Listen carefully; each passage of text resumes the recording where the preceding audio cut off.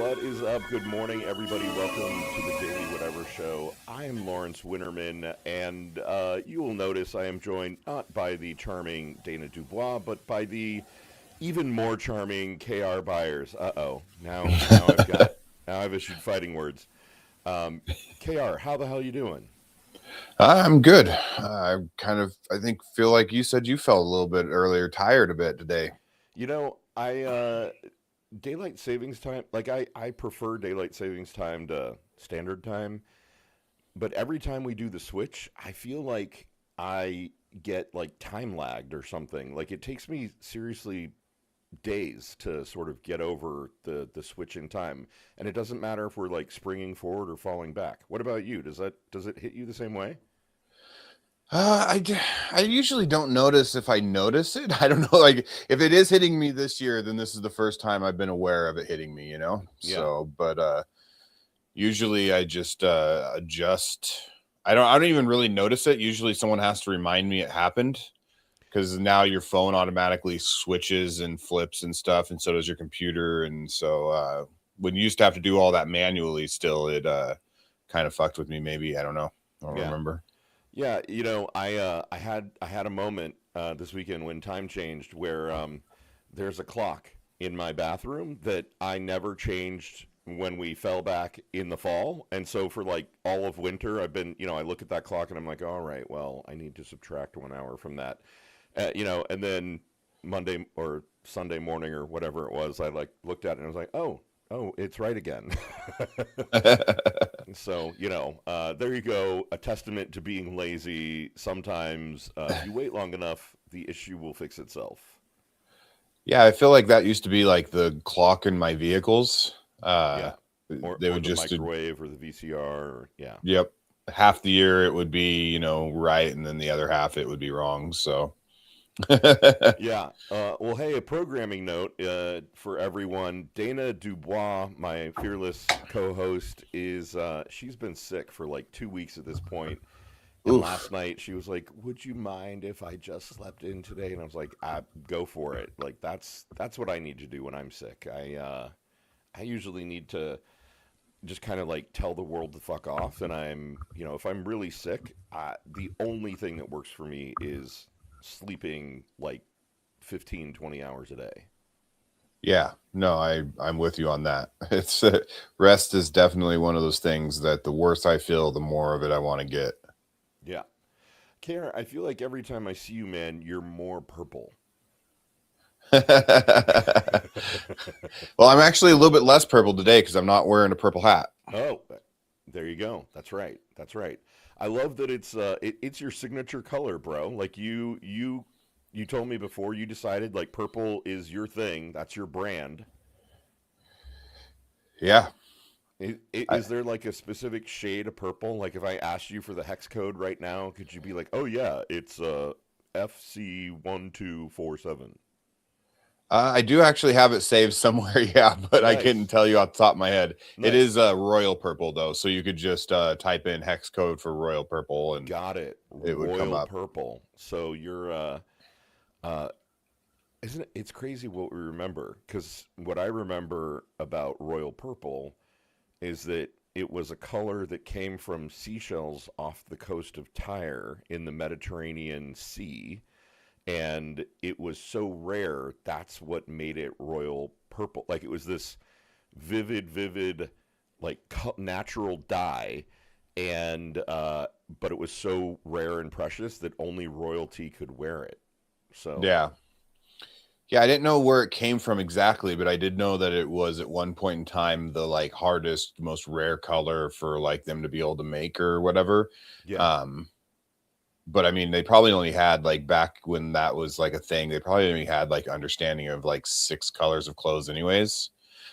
So Yeah, I mean, this is they're like, you got brown, gray, black, light brown.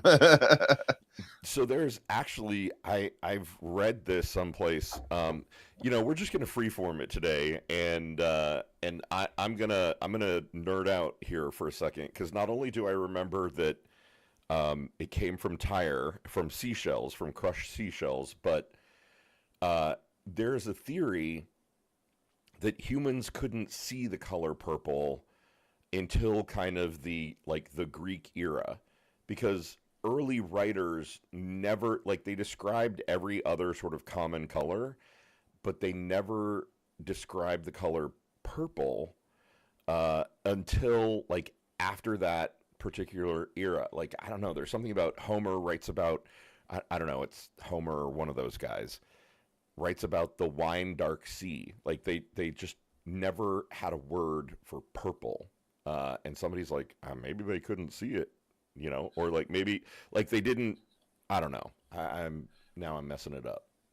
No, I honestly, I would totally believe that. I mean, the whole blue or black or white or gold dress thing, that changed my perspective of reality completely, because it made me realize that different people definitely see reality completely fucking differently. Right? Oh my god. Yeah, I have like have that's mind blowing. Like when you think about that. Like I remember being, I don't know, in like high school or something, and I don't think I was stoned because I didn't do that back in high school. But like I remember having a moment, or many, like weeks at a time, where I was like, what if the color I see as red is the color that somebody else sees as blue? Like we can never truly be inside the mind of another person. What Yeah. if, what if it's completely wired differently in somebody else's brain?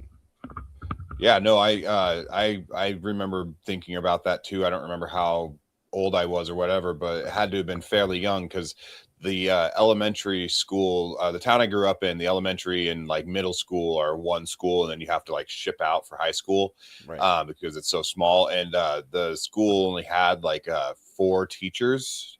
And so you would be with like the same teacher for, a few years. And then you would go back and be with that same teacher again, because they would flip them around. It was like a random like draw on what grade you got, I guess. I don't know how it worked, but it was very strange. But Mr. Nelson was a teacher that I had quite a bit. He was a good guy. I'm actually friends with him on Facebook. He's a decent human being. Nice. Yeah, he a Vietnam vet and stuff, and yeah, so he was colorblind though. Is the point. And so he would constantly have to ask us, what color is this, when he was like grabbing like a colored pencil out of the box or a crayon or whatever to, color things in, because he wasn't sure. It seems like to me, from what I understood as a kid, and I don't know if this is accurate, it almost felt like the colors like constantly changed on him. So because otherwise it would be like, well, just memorize that color is, if someone tells you that's, red all the time, then you should be able to see it as whatever color you're seeing it, and then remember, oh, okay, that's what red turns to. But that doesn't seem to be the case for him. Yeah. So it must have been like some days he'd wake up and like red would appear blue, some days it'd be green, whatever. And so I realized that I always wanted to see the world through his eyes. I remember thinking that, because I wanted to see what everything looked like. Yeah, I knew somebody who was who's colorblind, who kind of described it to me that like they could differentiate, but it was all sort of shades of similar colors, like not shades of gray, but like I don't know, like shades of a brownish sort of color, and I could kind of get that, right? That like maybe you look at it and you're like, I don't know, fuck, like that shade of brown, I don't remember what that one's supposed to be, Yeah. Yeah, that's yeah, you're describing it perfectly. So that's probably more what it was. So yeah, it was just yeah, he'd always be checking and stuff. I kind of always wished that he would have done like something from his own perspective instead of asking every now and again, just so we could see like how like things kind of were translated in his eyes and stuff. That would have been kind of cool. Right. Like he would have colored things in, and you guys would, your young minds would have been blown. Yeah, would have been like a acid trip. Right. I understand now. My eyes have been opened. Well, I started smoking weed at 9 years old, so I probably could have been left over high at school during some of those lessons. Yeah. Wow. 9 years old. Was that like? Did older brothers or something introduce you to it? Stepdad and his buddy. Yeah. we were going out to get firewood, and they were passing the pipe because it was a one cab truck, and they were passing it over me back and forth, and like I just kept on like looking at it, and Seth, I think was his name, was like, "Do you want to try it?" And then my stepdad was like, "No, he's too young," and then Seth's like, "Oh, who cares? Fucking Elk City sucks," or something like that, and so he was like, "All right, whatever." And I don't remember feeling high though till I was like about 12. So I smoked like on and off for a few years and stuff before I remember the first time I got high. Yeah. So the first time I got high was with Dana, actually. Like that, we've been friends for so long that literally the first time we got high was together. And we were like the total good kid nerds in high school. So we did not actually get high in high school. We waited until we had gone off to college. And the first year of college, we came home for like, I don't know, Thanksgiving break or something. And oh my God, so my sister's going to kill me. My sister and her boyfriend at the time, who was apparently a weed dealer, they got us high. And so it wasn't actually the first time I had smoked, but it was the first time I got high. And Dana and I had this insane experience. We had this big round kitchen table, and Dana and I were sitting on opposite sides of it, and we had like passed the joint around or whatever, and my sister and her buddy were like, they were high, and they were like, "Oh, are you guys feeling it yet? Are you feeling it yet?" And Dana and I were like sitting there, we're like, no, not really. I mean, maybe a little. There's like this like weird swirling motion, and we're both like, we both start doing this, like we're totally in sync, and we're like everything's kind of swirling, and it's just like going around in a big circle like this, and like we were doing this hand motion thing, and I remember my sister like looking at us like, "Oh fuck, we broke them." Like she was legit terrified that oh my God, did we get something laced with PCP or something? Like, does this have acid in it? Because they are totally fucking tripping out. And my favorite part of that memory is we had when I was growing up, we had a piano, and I got so high that I sat down at the piano and I just started like I wasn't banging on the keys, but I was kind of like doing this thing where I was like, just going up and down the keyboard. I was like, I can play the piano. Listen to this music. It's so beautiful. I was 100% convinced that the weed had unlocked like my natural like Beethoven or Bach or something, right? Artistic ability. Yeah. And it may have. Hey, if you would have trained just a little bit that day, you could have ended up walking away to the next Beethoven. God damn it, KR. You're right. It was a missed opportunity. Did you play an instrument or anything growing up? You seem like a dude who would have played guitar or something. No, I just never. I mean, I did vocals. Like I was in a band, and we did. My buddy Daniel Moore, he could play every instrument. He was one of those guys. Like the first time I ever saw him, the first time he ever got to play around with rather a. God damn it, I can't think of the name. It's like a piano, but it's bigger and got the tubes and stuff. An organ, like a pipe organ? An organ, yeah, a church organ. He figured out how to play it like right off the bat. He could pick up any instrument and just learn how to play it. But he taught me a few things like on the drums. And then, of course, I did like the fucking flute thing with school, the recorder. Yeah. But other than that, like I did vocals. Like we recorded this one song, Mr. T Can Suck My D, because Mr. T was like the worst teacher in our high school.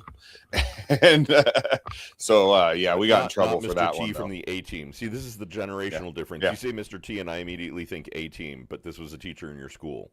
Yeah. He He was a douche. He was just one of those guys that just seemed like he just like fucking hated his life and wanted everybody else to hate their life too. Yeah.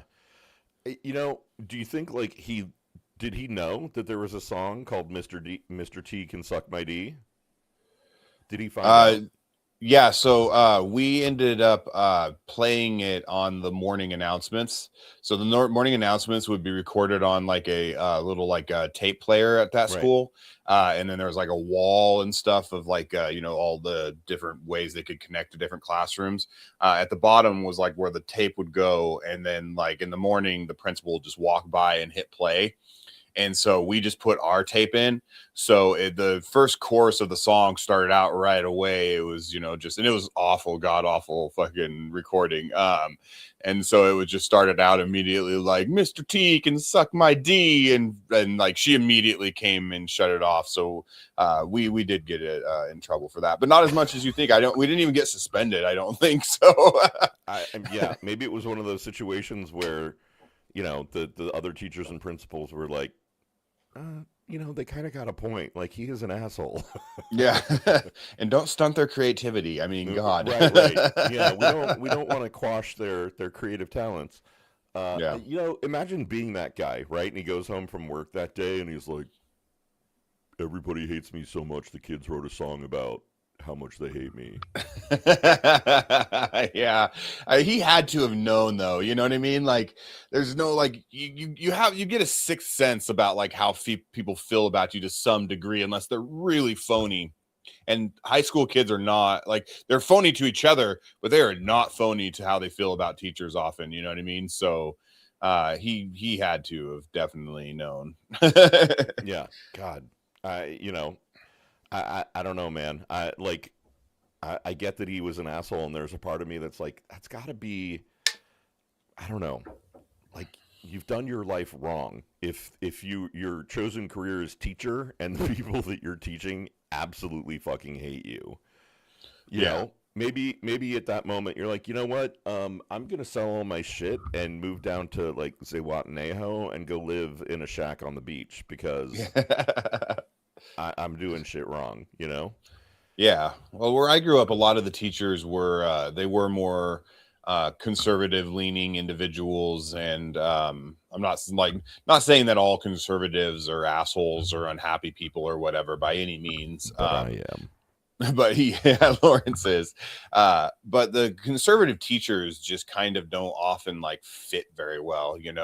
They have Yeah. this mindset that kids need to be you know disciplined more so than is even usually necessary, and they have no real empathy for kids that have kind of a shit home life either, and Right. so yeah, there was quite a few. When I got down here to the Treasure Valley, Boise, I started actually meeting more good teachers, because like there was a couple teachers that were good and stuff, but besides Mr. Nelson, like I said, growing up or whatever, none of them really like stuck out as being great teachers.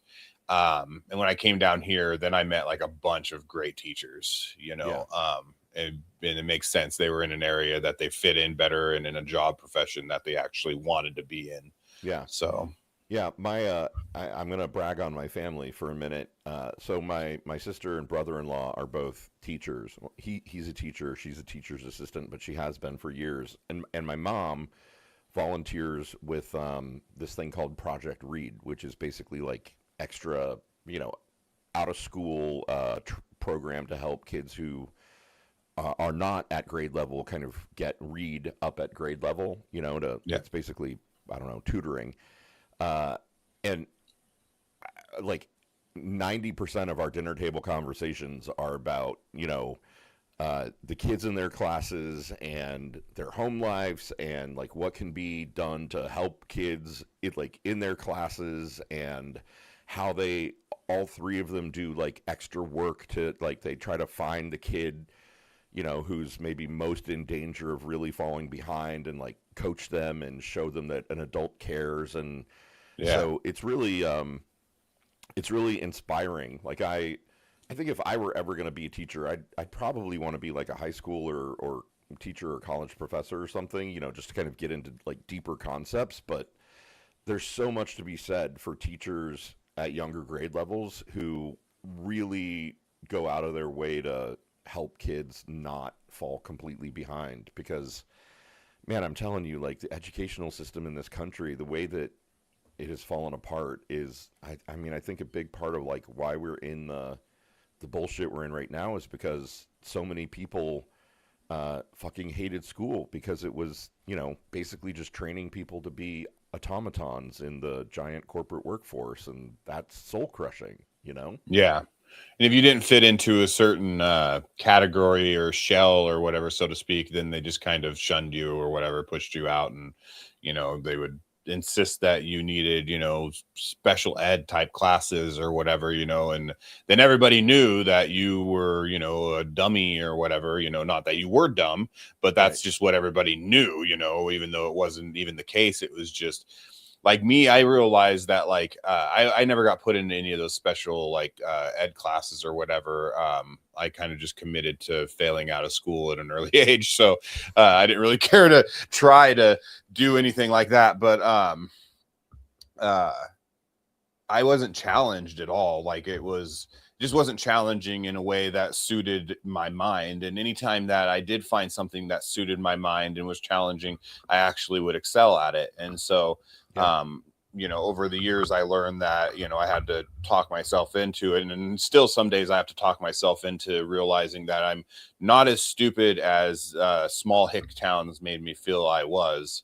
And so that's something I think that they fail. But yeah, the education system is about ready to be even more fucked. Like I know someone that works at Boise State, and a lot of the budget cutting there is being done to the education department at the school, Yeah.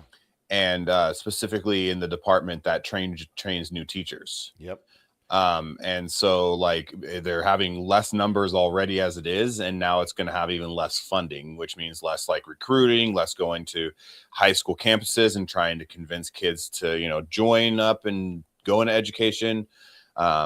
And yeah, some of the stories I've heard from that individual about some of the people that are going in to be teachers as it is kind of frightening. Like they probably shouldn't be teachers. Yeah. Yeah. No, I mean, teaching is such a thing in my family that my nephew is, he's about to graduate from IU, from Indiana University this year as a teacher. Like he, you know, is getting I'm pretty sure he's getting his master's. Like he's doing that kind of, I think, fast track, like, um, bachelor's and master's, like at the same time kind of thing. I think that's right. Yeah. And he, yeah, he's graduating this year. He's going into teaching, you know, inspired by his mom and his dad. And, um, you know, like he's talking about all of the stuff that's getting cut out of the education department at IU, and it's like IU is a pretty well respected teaching school, right? Like the Yeah. education department there has been really solid, and like it's yeah, it's just gonna get worse, you know. Yeah. So yeah, I mean, props to good teachers because they're seriously like doing, you know, God's work or however you want to say that. Like, you Yeah. know, No, I trying to. agree. And I think the other thing that's really happened that really screwed kids over is all the fun stuff got cut. You know, like music and gym and shop and you know, like all of the really, you know, the things where you could have done something else, and a teacher or an adult could have been like, oh, hey, look, you know, little Sally, you know, might not be a mathematician, but you know, she can play the jazz piano like a motherfucker, you know, Yeah. or whatever, or you know, she's a natural with the bandsaw, whatever the hell it, you know, like those things are getting cut, and you know, I don't know, man. I've always felt like since the 80s, we've done this really fucked up thing in the country where we exalted like super higher education, and it had to be a very specific kind. It was all about like, oh, could you be a Wall Street bro? You know, like Yeah. could you become Doctor, Mitt lawyer, Romney? Wall Street. Yeah. Yeah, you Yeah. know, like could you become an expert in, you know, mergers and acquisitions and, you know, Yeah. selling American companies to the Japanese and whatever. And it was all about that, and none of it was about like getting people into things that actually were a really good fit for them. If somebody's got a really natural proclivity towards, like, machining, or, they can put together anything with their hands, and, they're a great mechanic, like, fuck it, let's make them a fucking master mechanic, like that's what they did in Germany, like, if you're, in Germany and working, for BMW or Mercedes or one of the big car companies out there, there are people who are like revered for their mechanical ability. Like, they've got all this training and all this expertise, and people are in apprentice programs with them, and we just don't do any of that here, it feels like. Yeah. Yeah, and then I mean, you have, like, I don't know if your state has passed any sort of school voucher program or whatever. Yep. And those they felt scammy to begin with, and now, like, it's totally, like, being revealed that they are totally scammy, because most of the people that are, using them are people who will talk shit about welfare while they're using those funds to send their kids to school, and they're like, people who make $500,000 a year and were already sending their kids to a private school. So it's just a way for, wealthy people, it seems like, more so to, save money, and so I hope that goes away, and so that you start getting more funding into public schools. Here in Idaho, we've cut funding to, like, Boise State University and all these universities, like, exponentially, to the point where this year no one who works there at Boise State, which is, a pretty well known school at this point, is getting a raise. School. Yeah. Nobody's getting a raise. And so to me, that's fucking ridiculous. And I understand, like, schools like you're saying with the one where you're at, they're, cutting all these programs, and these, budgets are going down, and most of these schools like Boise State seem to be just like preserving their athletic departments, because those are what make money, right? Like, those come with the big giant, multi-million-dollar awards when they win, bowls and all this stuff. And so it's going to get, like we said, it's going to get worse before it gets better again. I do believe it will come back around and get better again. It's just going to take time. And so, and people waking up and realizing, oh, hey, this might sound good when, some guy yells it on stage, and, screams about how the education system's broken and we need to do something. But realistically, we just needed to work on the education system we already had, not try to completely replace it. Right. And like in smaller towns, and a good, I don't remember how much, but a good, like, 40% of our population live in more rural areas still. Yeah. We didn't have shit for special programs, like, there was band class was a joke. It was, trying to teach the kids how to play a recorder from someone who didn't know how to play a recorder. I don't remember one single one of my fucking teachers ever busting out the recorder and just being like, right. They were just like, now you put your fingers here, you put your fingers there, now blow. Okay, good. Try again. And they just looked like they were miserable because we probably sounded like shit, Right. and so, Right. And there's that weird, like, if they don't know how to play the recorder, like, there's a double feeling of shit, because you're like, well, but I can't show you how to do it right, Right. Yeah. Yeah. And so, I mean, like you said, like, it was one of those things where you could have, learned at a young age that you were good at instruments, or you were good at, like, where I was, like, you would think, being a small town that was like 99% physical labor for the jobs around, that they would have taught physical labor. No, they did not. Right. They didn't teach like, anything that you needed to do. not kinesiology, but, like, just basic, like, body mechanics, right? Like, I don't know. Yeah, like, the thing that blows my mind that doesn't get taught in schools, and, I mean, I guess it used to be, but not when I was alive, is, like, here's how you balance a checkbook. Here's how you decide not to take the high interest credit card, right? Like, yeah. Here's why doing that Affirm thing on Amazon.com for that thing you can't really afford is a bad idea. Like, Yeah. we just need to teach people basic, like, not just home ec, like, here's basic food handling protocols. Yeah. Right.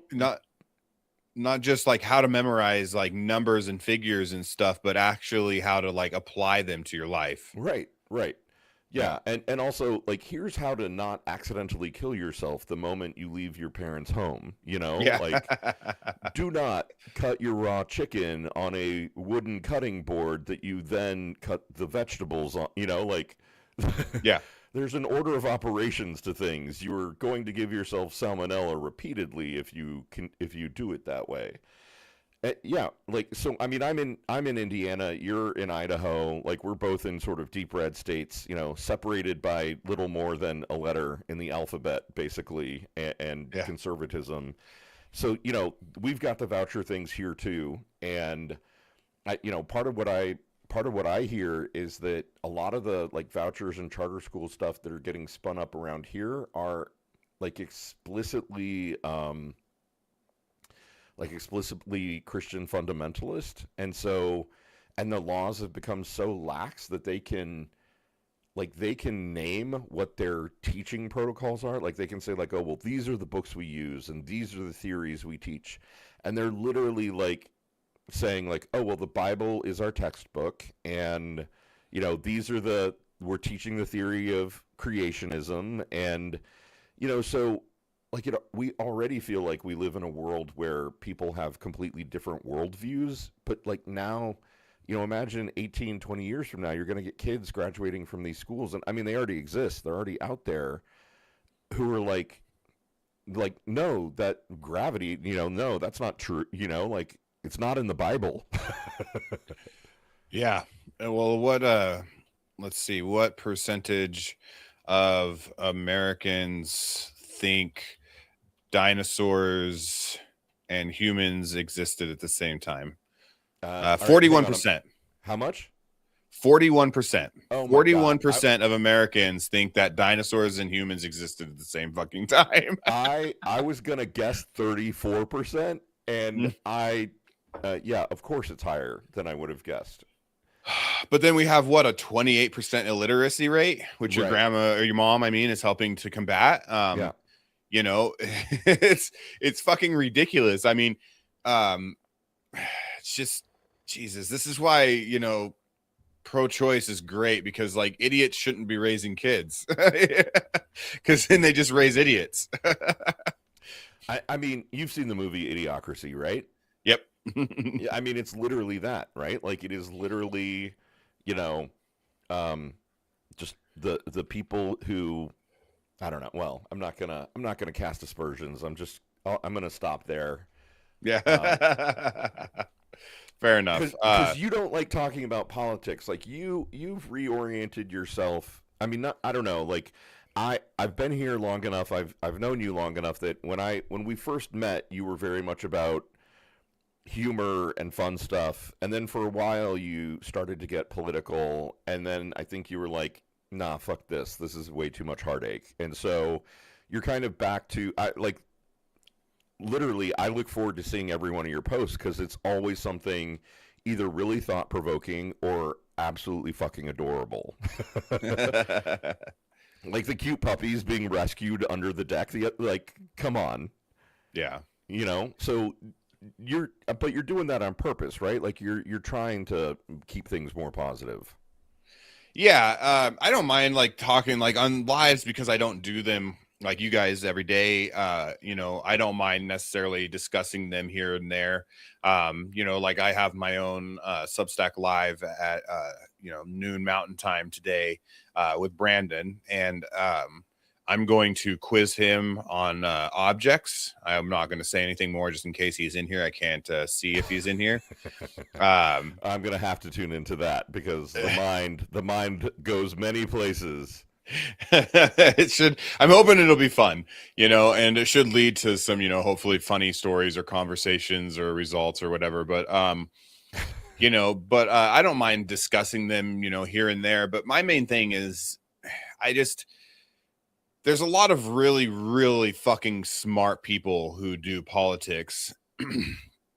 And so it's one of those things where you kind of got to like, I don't know, stay in your lane a little bit, so to speak, or whatever. And for me, like, I know that. I'm an intelligent human being. I'm not like a super duper, big idiot or anything, but I don't have like all of the things memorized that some of these awesome political figures do, and I don't have the knowledge of the inner workings of all of these sorts of, establishments and groups and people. And, I don't have every politician who's currently serving in the US's name memorized. And there are fucking people who seem to, and so I don't want to go try to, it's like, to me, it's the same. If I try to get into politics, like as my main means of, income or profession or whatever, it would be similar to me trying to go join the NBA to play basketball.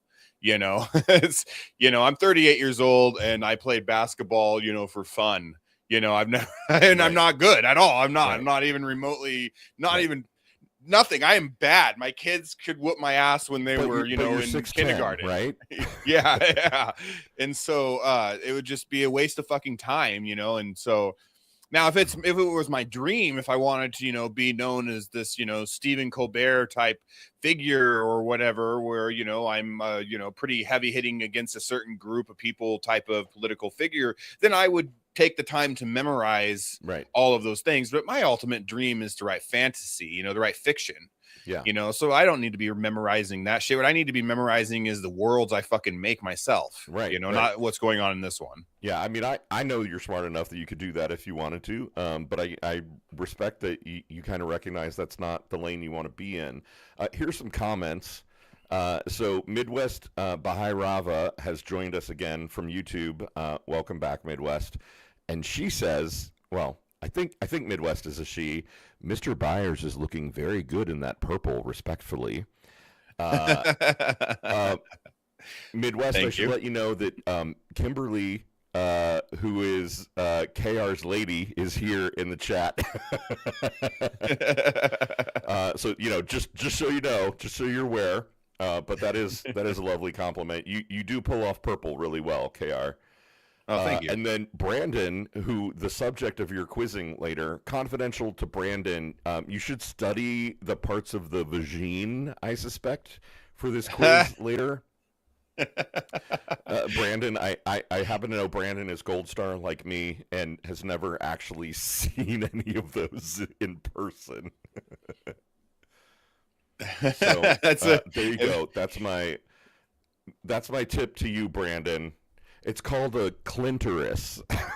I think it's named after Bill Clinton, who discovered it.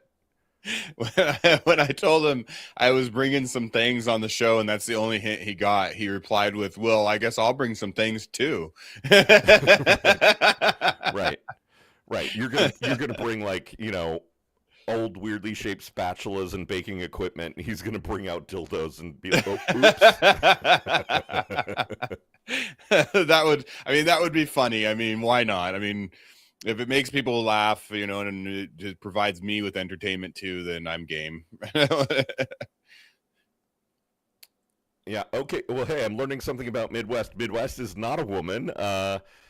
Though my wife has said I'm so lesbian coded that I set off a completely different part of her brain than men do. Okay. Well, I get it, man. Like, I'm a queer dude who, I don't know, I think I mostly present as kind of straight passing until I open my mouth and talk about penises. But, whatever. It takes all kinds to make the world. Yeah, I just got a flashback to a couple weeks ago when that person said that you don't look Jewish. I'm like, are you saying, Lawrence, that you don't look gay until you start to talk? Like, I mean, I don't know. I don't think I look particularly gay, but anyone who knows me know that it takes me about 3.2 seconds to start talking about penises, right? Like, given the opportunity, I'll talk about how much I like them, how I like the smell, like whatever. Like, I'm just gonna. I used to have this gay friend, and we're not friends anymore. He went down a really bad road. Anyways, I'm sorry. He would occasionally send me pictures of penises he liked, and at first I'd be like, ew, gross, put it away. Then I started sending him pictures of vaginas I like, and that Nice. ended that game real fucking quick. Yeah, I would imagine. There are gay men out there who like can't look at a vagina. I'm not Yeah. one of them. Like I can appreciate a very nicely proportioned vagina. Um, you know, I love the it, way you just worded that. A very nicely proportioned vagina. well, I mean, in my case, it's mostly like I'm like, if I had that, how many dicks would I put in it? Like I'm not looking at it from the I want to eat that kind of thing. I'm more Yeah. like, where would that fit between my balls and my butthole? Like, I could probably squeeze that in. Yeah. Happier and more evolved human beings will have all of it, right? Honestly, right? Like at some point in the future, we're going to be able to, you'll go into the doctor or whatever, and you'll be like, I really want to try having a 13-inch penis, and a vagina, Yeah. and you know, and Make it a then, deep one because I want to put it all in there. right, right. Yeah, totally. And then probably we'll spend less time, making war against Iran and more time just fucking each other like bonobo monkeys. Then we'll get bored of that and go back to war for a few centuries, Right, right. We'll be like, yeah, I'm like, no. Actually, the whole penis vagina together thing was really good. Let's do that again. Yeah. Yeah. Hey, welcome to the Daily Whatever Show, everyone, where you are bound to hear everything from theories on American educational systems to what it would be like if I had a vagina in addition to a penis. Yeah, it's gotten wild. I mean, we did go from public education to that conversation, so it's a little bit interesting. Again, I say I'm not sure that visually I come across as super gay, but man, let me open my mouth and I'm gonna drag the conversation there by hook or by crook. Some way or another, you're gonna end up getting an earful with me. So I was about to start asking you about your kind of philosophy of Substack these days. So you're back more in kind of posting the happy, feel good. I'm not diminishing it. Like I think it's really, really important stuff that you're doing, and you have this unbelievable knack to find like just the most heartwarming or thought-provoking stuff. Like where do you find it? How do you get that material? All over. I mean, Facebook, Reddit, just wherever like I find it. I started when I decided to make the switch, I started going through and finding pages at first on Facebook, finding animal pages and people that, you had animals that were cute and adorable and stuff. And I started like engaging with that sort of content. And at the same time, I started blocking more political content, especially, political content that just, makes me mad. Right. Right. And Of so which there's no shortage. Yeah, there's still even as much as I fucking block it, it's like every time I block like 10 goddamn, accounts that piss me off, 50 more fucking pop up the next time I go and scroll through it. I can't stand Facebook, but Reddit is easier because if you go and join the page, then the pages you like already belong to is pretty much all that comes up, and Yeah. so that makes it way easier to go through and find shit I enjoy. So yeah, it's been fun. I mean, I enjoy it. I'm back to writing, mostly just satirical, fiction. It's stuff. And I'm going to get into like writing true crime stuff, though, for like the more factual type articles. Nice. Serial killers and cult leaders are fascinating. They actually kind of overlap in personalities. If you start to like research and how they behave and how they interact with others. So I want to start like kind of, gutting them, so to speak. No pun intended. I had a Dexter flashback there for a moment. Yeah, that would be great if there was serial killers like Dexter, wouldn't it? But that just doesn't exist. They don't seem to care to try to be good people. There was one person that called themselves the Dexter serial killer, but they ended up just like shooting a person and then getting immediately caught. So not very So good. You're not very good at your job. no, that was a horrible idea. That was, once again, don't go try to join the NBA at 38, you know? Yeah. Yeah. Yeah. I love this for you. And you said you wanted to write fantasy as well. Like, are you actually working on any story or book projects at the moment? So I have several different book concepts and ideas, and I've written out like the skeletons of quite a few different ones. And but it's one of those things where it's like I really want to be able to give my all to it. And so it's just kind of hard right now to juggle the things I'm doing and then also, you know, sit there and focus on writing a full out, you know, fantasy novel. But mostly that's just a fucking excuse. But yeah, I've got quite a few ideas that I enjoy, and I think that they'll do well. One thing I am good at, you can ask my lady, is being able to like predict stories really well. So like when we're watching shows and stuff, I can predict what's going to happen pretty accurately I believe that. because I understand how story structures work and, you know, Yeah. stuff like that. And Yeah. so I just need to apply myself. But Have you like here's a weird question. So I'm like an inveterate reader, right? Like I'm never not reading something.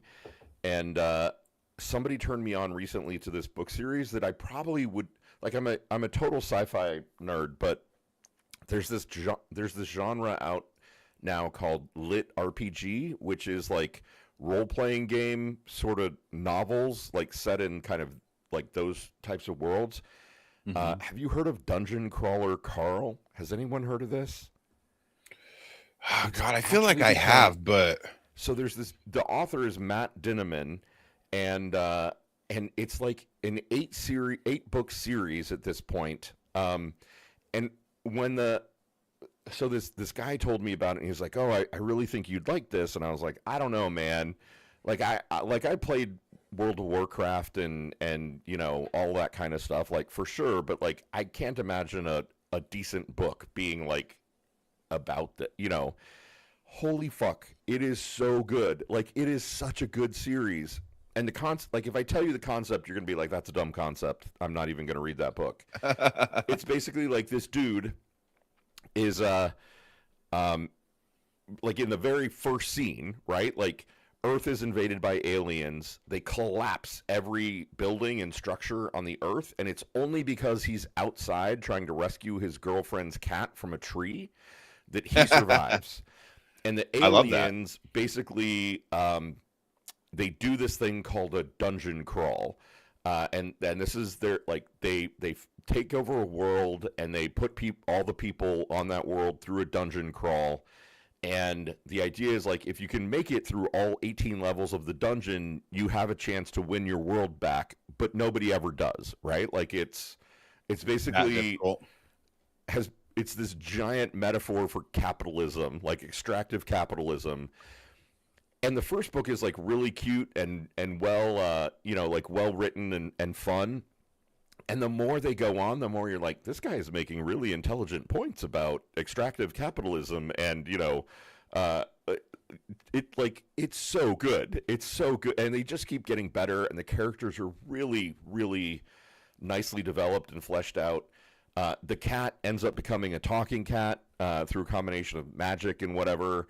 The cat's name is Donut, and so Carl and Donut are like this team competing to win back the Earth. It's fucking fantastic. I can't recommend it enough. It is such a fun read. And if you listen to what I just said and thought, as I did, that is the dumbest idea I've ever heard, I promise you it's so much better executed than that.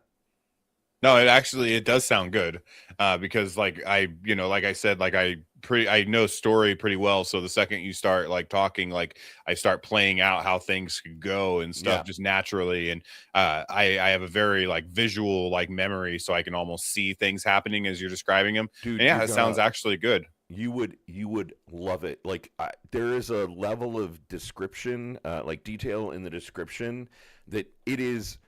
I mean, as much as anything, like I don't think the dude wrote it specifically to be a TV show or a movie. Although I'm pretty sure it is being turned into a TV show by Seth MacFarlane from Family Guy and American Dad. Sweet.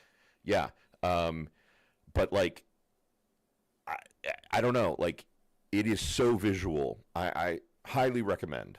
Um, You almost have to write like that now though, like because it's people, the attention span thing and stuff. There's no more Charles Dickens in it up, so to speak.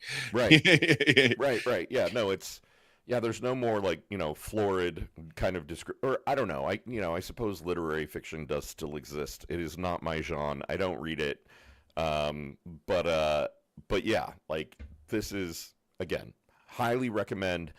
And if you've ever played World of Warcraft or D&D or anything like that, you're just gonna totally go crazy for it. Yeah, I used to be a big WoW nerd, so Yeah. Yeah. Oh, dude, you'll love it. I mean, it's all like buffs and enchanted armor and mana potions and like you'll get it right away. I noticed that a lot of really good stories and stuff are kind of coming in more of like what I would call almost like an anime type presentation. Yeah. Like The Walking Dead, graphic novel. Preacher, I don't know if you've seen that show or whatever. Also a graphic novel. Yeah. And so in God, I can't decide if like Harry Potter even kind of falls underneath that, like kind of like a more visual journey. It kind of does, I think so. because it does talk about things, in a way is like, here's this world, here are these, ways, these rules you have to follow. And so, yeah, I mean, I dig it. I like fiction, even fiction that's, kind of more, realism fiction, I guess you could call it. I don't know if that's a thing, but one of the reasons I continue to always try to read and research and stuff is I want to be able to make like my fantasy even like more believable. Yeah. If somebody has an ability to rust metal, just by touching it or whatever, I want to be able to describe the combustion that is rust, because that's what it is. It's combustion. Right. It actually right. gives off a small amount of radiation and heat. And I didn't know that before I started researching for that specific story that I just was referencing. Yeah, So that's good world building. Like I like that is one of my favorite things about writing is being able to like create the world, and like define how things work. And even if it's just like, you know, sci-fi that's set in like a mostly recognizable world, like I like being able to describe the political tensions or the like the different geographic boundaries or whatever it is like that. I love world building. I think it is absolutely crucial to good writing. Like if you yeah. jump into a story and you don't understand how your world works or how your magic system works, if you're writing fantasy or whatever, then how can you describe it? How can you write it well if you haven't thought about how all that stuff works together? I completely agree. And you have, successful authors like Stephen King, who, he's famously said, stop worrying about world building and just write a story, Right. and because he doesn't really, he doesn't have to world build that much. But then, after a, few dozen books or so, he did create the Dark Tower to kind of world build and tie them all together. Right. I mean that I was going to say like funny to hear Stephen King say that because talk about somebody who has created a world, right? Like a lot of his books Yep. sort of fit into the Stephen King universe that he has created that where, like there's a lot of Maine, there's a lot of, like small New England towns, there's like, the it clown kind of shows up in a couple of different so, and that is like good world building, right? Yeah. Is kind of being able to describe something for your audience so vividly that they want to keep coming back and revisiting that world and those characters. Yeah, and like it for me, it is so fantasy. If Pennywise, or the Deadlights is what he really is. Yeah. He's so titillating, or you pique my curiosity to such an extent that I read things just to learn more about him. Right. To just understand, what actually is this fucking figure, because like when you first read about it, you're almost like, well, is this a demon? Is this a god? What is this? And like Right. the actual answer of what he really is much more amazing than, what you could have thought, in my opinion, and I won't reveal any more than I've already said for people who don't know that might want to. So, but, so I agree. Like, have you ever read his book, Fantasy? I think is actually all it's called. Might I just be haven't. Fantasy. That one is really, it's completely out of his normal genre. And so he does world build in that one because like the main character, it's kind of like a Alice, through the looking glass type scenario. Yeah. This individual goes into this completely other world, and has, an adventure throughout and stuff. And so, that one, he really world builds. But it still ends up only being one book. He's never really been one that's like, I'm going to make this a 20 book series. Like, not Tolkien is, his was long and stuff, but I was thinking George R.R. Martin. Right. Now there's like 20 books about the Game of Thrones world, Westeros and stuff, but he still can't fucking finish like the last 3 of his series. Yeah. Right. It's maddening. So, it is so maddening. We've got a comment from Midwest again saying King was building the plane as he flew it, which is this is a really good metaphor, right? Like King was world building as he was writing, and maybe he knew that he was building things in the related universe, and I don't know. Yeah, Midwest also said, I think King was warning against people like Martin, who are clearly so lost in world building that he reaches a point of asking more questions than he can answer reasonably.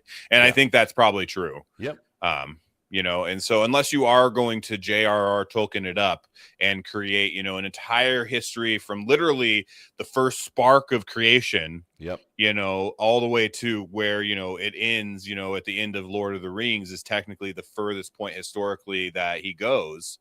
And God, he created everything, languages, the history, how everything was created, how everything fell apart, who the bad guys were, unless you are willing to do that. But then you do have to just focus on like that one thing. You will never be able to write another series or anything because that's going to be your life. Right. Right. And, and I do think that George R.R. Martin is trying to do that, right? Like he's trying to be the modern day Tolkien, and, like, power to you, man. And did you watch A Night of the Seven Kingdoms by any chance? No, I was waiting because I think it was that one was releasing like one episode a week for a while, wasn't it? Yeah, they're all out now. There were only 6. Okay. See, I was waiting for them all to be out. I don't like waiting for episodes to come out. I hate that great, shit. Right? Like it's a really fun watch.